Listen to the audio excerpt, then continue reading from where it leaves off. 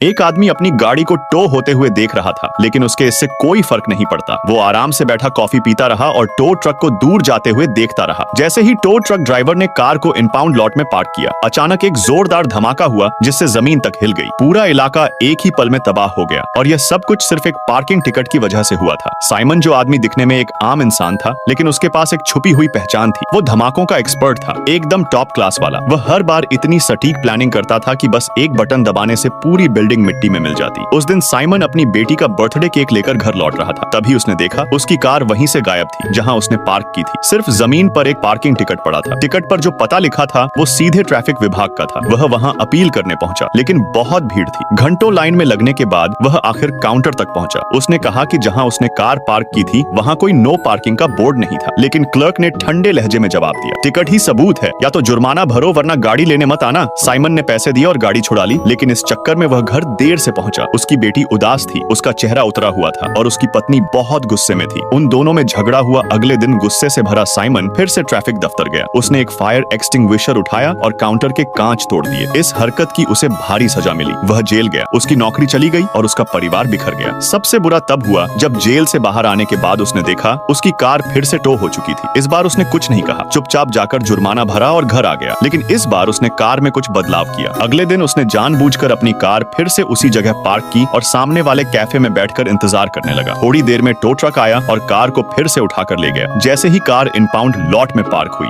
एक जोरदार धमाका हुआ और पूरा लॉट एक ही पल में तबाह हो गया। इस घटना के बाद साइमन इंटरनेट पर एक हीरो बन गया, जिसने सिस्टम के जुल्म के खिलाफ आवाज उठाई। लोगों के दबाव में टो करने वाली कंपनी की हरकतों की जांच शुरू हुई। साइमन को रिहा कर दिया गया और उसका परिवार वापस उसके पास आ गया।